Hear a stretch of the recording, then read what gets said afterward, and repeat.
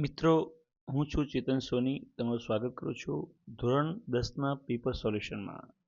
અહીં આપણે આ વિડીયોમાં જોઈશું લિબર્ટી પેપર સેટ 2026 માટે જે અંક છે એમાં પ્રશ્નપત્ર 1માં ક્વેશ્ચન નંબર 42 જે એડિટિંગનો છે, એટલે કે ફકરામાં 3 ખાલી જગ્યા હોય અને એના ખાલી જગ્યાઓ પાઠના શબ્દોના આધારે ત્યાં આપેલા ઓપ્શનમાંથી પૂરવાની હોય. ચલો જોઈએ.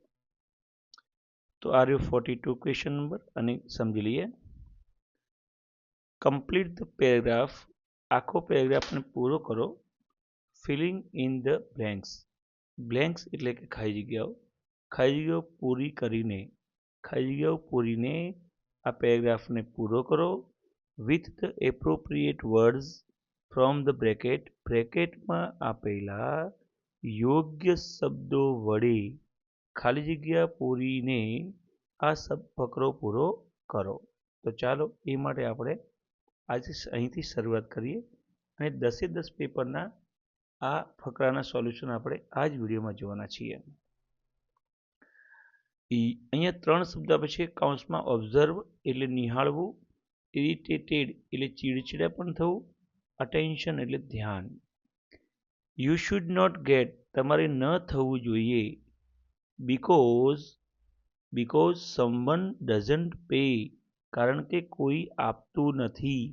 આ બે ઉપરથી તમને શું લાગે? તમારે ઇરિટેટેડ ન થવું જોઈએ. ફર્સ્ટ, તમારે ઇરિટેટેડ એટલે ચીડાઈ ન જવું જોઈએ કારણ કે કોઈ તમને ધ્યાન નથી આપતું. ટુ યોર મેટર, તમારી કોઈ પણ બાબત ઉપર ધ્યાન નથી આપતું એ કારણે તમારે ઇરિટેટ થવું જોઈએ નહીં. યુ શુડ ઓબ્ઝર્વ, 3માં 3 રહેશે જ કેમ કે 1 અને 2 સેટ થઈ ગયા.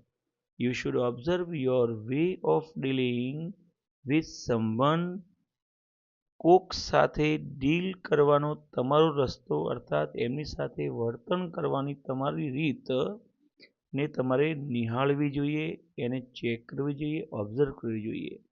And mind it if needed, અને જો જરૂર પડે તો એને સુધારવી જોઈએ. તો આ રીતે આ 3 શબ્દો સેટ થાય છે. ચલો પેપર નંબર 2 પર. પેપર નંબર 2માં 42 એમાં 3 વર્ડ આપેલા છે. સ્કેવેન્જર એટલે સફાઈ કામદાર. કેરિયન એટલે એંઠવાડ અથવા જૂઠું, મતલબ એઠવાડો. અને કેર્કેસિસ એટલે જે મૃત વસ્તુ મરદું હોય એ, બરાબર, શબ કહેવાય એને, શબ અથવા મરદા. તો હાડપિંજર વગેરે. એન એનિમલ ઓર અ બર્ડ, પ્રાણી અથવા પક્ષી. ધેટ ફીડ્સ કે જે ખાય છે. ફીડ ઓન એટલે ખાવું. ધ ખાલી જગ્યા ઓર ખાલી જગ્યા. કેરિયન એટલે જૂઠું, આ ફર્સ્ટ નંબર. અને કેર્કાસિસ અર્થાત એઠવાડો, જૂઠું એટલે એઠવાડું. અને અહીંયા સબ એટલે કે મૃત વસ્તુ, હાડપિંજર, હાડકા, લાશ વગેરે. ઇઝ નોન એઝ સ્કેવેન્જર અર્થાત સફાઈ કામદાર તરીકે ઓળખાય છે. તો આ 3 નંબરમાં ફર્સ્ટ નંબરનો આવશે. ઓકે મિત્રો, ચલો નેક્સ્ટ ક્વેશ્ચન પેપર નંબર 3. તો અહીં 42 નંબર તમે જોઈ શકો છો. એમાં 3 વર્ડ આપેલ છે. પુલ્ડ ઇન, અહીંયા 3 વખત ઓ છે પણ ખરેખર 2 જ વખત આવે.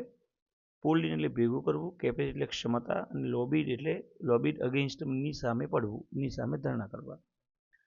સમ નેબરિંગ કન્ટ્રીઝ, અમુક પડોશના દેશોએ ખાલી જગ્યા against our country at the United નેશન્સમાં આપણા દેશ સામે લોબિંગ કર્યું, અર્થાત આપણા દેશ સામે આ ફંડ સાથે બનાવશે, લોબિંગ કર્યું.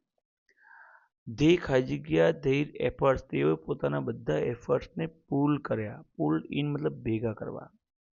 તો they pulled all their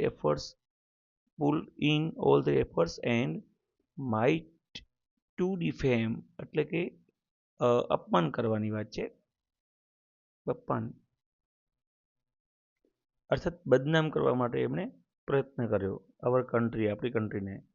but failed, પરંતુ નિષ્ફળ ગયા. Because it was beyond there capacity, આ તેમની કેપેસિટીથી બહારની વાત હતી. ઓકે મિત્રો, ચલો નેક્સ્ટ ક્વેશ્ચન પેપર 4. તો આ રહ્યો ફકરો 42. એમાં તમે જોઈ શકો છો ફ્રીડમ એટલે સ્વતંત્રતા, માઇટી એટલે શક્તિશાળી, અને સેક્રિફાઈસ એટલે બલિદાન આપી દેવું. ચલો જોઈએ ફર્સ્ટ, સેકન્ડ અને થર્ડ. ભગતસિંહ ખાઈ ગયા his life for mother India. ભગતસિંહે મધર ઇન્ડિયા એટલે કે માતૃત્વ ઇન્ડિયા એટલે કે ભારત માતા માટે તેમની જિંદગીને શું કરી? બલિદાન આપી દીધી. તો અહીંયા ફર્સ્ટ નંબર બલિદાન આપવું થશે. મેની યંગ મેન લાઇક હિમ, તેમના જેવા ઘણા બધા જુવાન માણસોએ રિબેલ્ડ અગેન્સ્ટ ધ ખાઈ ગયા બ્રિટિશ એટલે કે શક્તિશાળી બ્રિટિશ ગવર્મેન્ટ સામે એ વખતે રિબેલ કર્યું, બળવો કર્યો. તો અહીંયા શક્તિશાળી ગવર્મેન્ટ તરીકે સેકન્ડ નંબર માઇટી આવશે. તો થર્ડ નંબરમાં તો તળાવવાનું છે ફ્રીડમ, પણ છતાં ગુજરાતી સમજી લઈએ આપણે. The history of our freedom is full of સચ ઇન્સિડન્ટ્સ એટલે કે આપણા સ્વતંત્રતાની જે ઇતિહાસ છે એ આવા બનાવોથી, આવા ઇન્સિડન્ટ્સથી ભરેલો છે. Next question paper number 5. 42. Let's start. અહીંયા ત્રણ શબ્દો છે આપણે. મેરીડ એટલે લગ્ન કર્યા, માઇન્સ એટલે ખાણ, અને ક્રોસિંગ એટલે ક્રોસ કરવું. Dasharath Manjhi ran away from his home at a young એજ.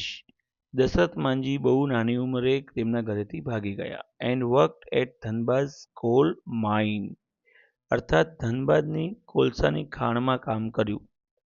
તો ફર્સ્ટ સાથે ફર્સ્ટ સેટ થઈ ગયું. He return to his village, તે તેમના ઘરે પાછા ફર્યા. ટુક અપ ધ વર્ક, કામ હાથમાં લીધું. એન્ડ ખાઈ ગયા ફાલ્ગુની દેવી, ફાલ્ગુની દેવીને લગ્ન કર્યા, ફાલ્ગુની દેવી સાથે લગ્ન કર્યા. વાઇલ પછી હંમેશા ક્રિયાપદના એનજી લાગે, અને અહીંયા તમે જોઈ શકો લાગેલું છે crossing. While crossing Gelur hills, Gelur hills cross કરતી વખતે ટુ બ્રિંગ હિમ લંચ, એમને માટે લંચ લાવતા ગેલુર હિલ્સની ટેકરીઓને ક્રોસ કરતી વખતે Falguni slipped and injured herself, Falguni slip ખાઈ ગઈ અને પોતાની જાતને ઇન્જરી થઈ લાગ્યું. Next question paper number 6. 42. એમાં ત્રણ શબ્દ કયા કયા આપે છે જોઈ લઈએ. ડિફોરેસ્ટેશન, ફોરેસ્ટનો મતલબ થાય જંગલ, ડિફોરેસ્ટેશનનો મતલબ થાય જંગલનો વિનાશ કરવો, કાપણી કરવી. એન્વાયરમેન્ટ એટલે પર્યાવરણ, અને રિસોર્સિસ એટલે સ્ત્રોત સંસાધનો. We are wasting our natural resources, first સાથે ફર્સ્ટ અહીંયા સેટ થાય છે. આપણે આપણા કુદરતી રિસોર્સિસને એટલે કે સંસાધનોને વેસ્ટ કરી રહ્યા છીએ.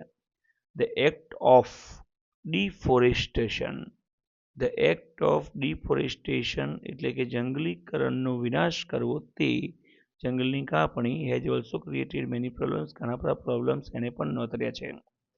ઈચ ઓફ અસ, આપણામાંથી દરેક જણે has two act sincerely, sincerely કામ કરવું પડશે ટુ પ્રોટેક્ટ અવર એન્વાયરમેન્ટ, આપણા એન્વાયરમેન્ટને બચાવવા માટે.